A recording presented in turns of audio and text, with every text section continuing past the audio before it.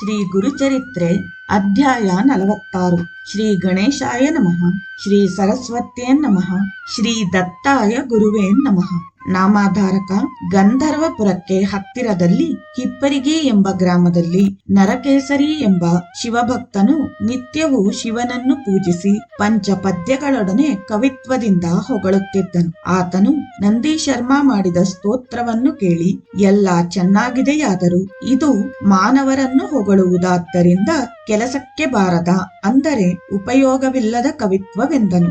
ಅದೇ ಗ್ರಾಮದ ಜನರು ಕೇಳಿ ಶ್ರೀ ಗುರುಗಳಿಗೆ ತಿಳಿಸಲು ಅವರು ಅದರ ಬಗ್ಗೆ ಏನೂ ಪ್ರತಿಕ್ರಿಯಿಸದೇ ಇದ್ದರು. ಒಂದು ಸಲ ಹಿಪ್ಪರಿಗಿ ವಾಸಿಗಳು ನರಕೇಸರಿ ಬಳಿಗೆ ಹೋಗಿ ಶ್ರೀ ಗುರುಗಳನ್ನು ಹೊಗಳಿ ಪದ್ಯಗಳನ್ನು ಬರೆದುಕೊಡಿರೆಂದು ಕೇಳಲು, ನಾನು ಶಿವನನ್ನು ಬಿಟ್ಟು ಇತರರನ್ನು ಹೊಗಳುವುದಿಲ್ಲ ಎಂದರು. ನಂತರ ಒಂದು ದಿನ ಆತನು ಶಿವನನ್ನು ಪೂಜಿಸುತ್ತಿದ್ದರೆ ಕಣ್ಣುಗಳು ಮುಚ್ಚಿಕೊಂಡುವು. ಶಿವಲಿಂಗದ ಮುಂದೆಯೇ ಸಣ್ಣದಾಗಿ ತೂಕಡಿಕೆಯೊಂದು ಬಂದಿತು. ಕನಸಿನಲ್ಲಿ ಶಿವಲಿಂಗವನ್ನು ಪೂಜಿಸುತ್ತಿದ್ದರೆ ಅಲ್ಲಿ ಲಿಂಗಕ್ಕೆ ಬದಲು ಶ್ರೀ ಗುರುಗಳ ದರ್ಶನವಾಯಿತು. ಏನಯ್ಯ, ನೀನು ಶಿವನನ್ನು ಬಿಟ್ಟರೆ ಬೇರೆ ಯಾರನ್ನೂ ಪೂಜಿಸುವುದಿಲ್ಲವಲ್ಲ ಎಂದು ಶ್ರೀ ಗುರುಗಳ ಮಾತುಗಳು ಕೇಳಿಸಿದುವು. ಎಚ್ಚರಿಕೆಯಾಯಿತು. ಗಾಬರಿಯಿಂದ ಮತ್ತೆ ಪೂಜೆ ಪ್ರಾರಂಭಿಸಲು ಮತ್ತೆ ಕಣ್ಣುಗಳು ಮುಚ್ಚಿಕೊಂಡವು.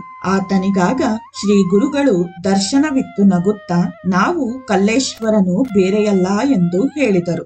ಅವಾಗಾತನಿಗೆ ತಾನು ಮಾಡಿದ ವಿಮರ್ಶೆ ತಪ್ಪೆಂದು ತಿಳಿದು ಸಾಕ್ಷಾತ್ ಬ್ರಹ್ಮನಾದ ಶ್ರೀ ಸದ್ಗುರುವನ್ನು ಆಶ್ರಯ ಮಾಡದೆ ನಾನು ಮಾನವ ಮಾತ್ರನೆಂದು ವಿಮರ್ಶಿಸಿದ್ದು ಕ್ಷಮಿಸಲಾಗದ ತಪ್ಪೆಂದು ಶ್ರೀ ಗುರುಗೀತೆಯಲ್ಲಿ ಶಿವನು ಪಾರ್ವತಿಗೆ ಬೋಧಿಸಿರುವುದನ್ನು ತಾನು ಪಾಲಿಸದೇ ಇದ್ದುದಕ್ಕೆ ಪಶ್ಚಾತ್ತಾಪ ಪಟ್ಟನು. ಕೂಡಲೇ ಶ್ರೀ ಗುರುವನ್ನು ದರ್ಶಿಸಿ ಶರಣಾಗತಿ ಹೊಂದಿದನು. ಶ್ರೀ ಗುರುಗಳು ನಕ್ಕು ಸತ್ಯವು ತಿಳಿಯಿತಾ ಎನ್ನಲು ಶ್ರೀ ಗುರುಗಳನ್ನು ಕ್ಷಮಿಸಲು ಬೇಡಿಕೊಂಡು ಈ ರೀತಿ ಪ್ರಾರ್ಥಿಸಿದನು. ಅನಂತ ಸಚ್ಚಿದಾನಂದ ಸ್ವರೂಪರಾದ ತಾವು ಸಾಕ್ಷಾತ್ ನನ್ನ ಕಲ್ಲೇಶ್ವರರೇ. ಅಜ್ಞಾನಿಯಾಗಿ ನಾನಿಲ್ಲಿಯವರೆಗೂ ಗ್ರಹಿಸದಿರುವುದೇ ಅಲ್ಲದೆ ಕೆಟ್ಟ ಮಾತುಗಳನ್ನಾಡಿ ಪಾಪದ ಮೂಟೆ ಕಟ್ಟಿಕೊಂಡೆ. ನಿರಂತರ ಕಠೋರ ತಪಸ್ಸು ಮಾಡಿದವರಿಗೂ ದುರ್ಲಭವಾದ ಪರಮೇಶ್ವರನ ದರ್ಶನವು ನನಗಾಯಿತೆಂದರೆ ನಾನಿಲ್ಲಿಯವರೆಗೂ ಪೂಜಿಸಿದ ಕಲ್ಲೇಶ್ವರನ ಅನುಗ್ರಹವೇ.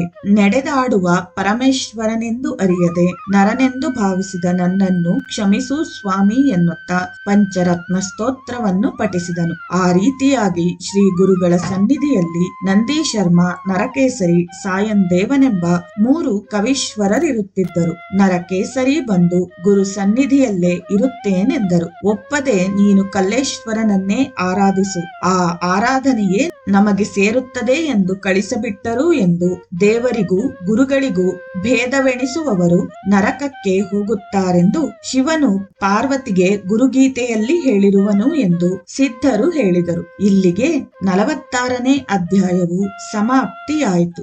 ಜೈ ಗುರುದೇವ ದತ್ತ.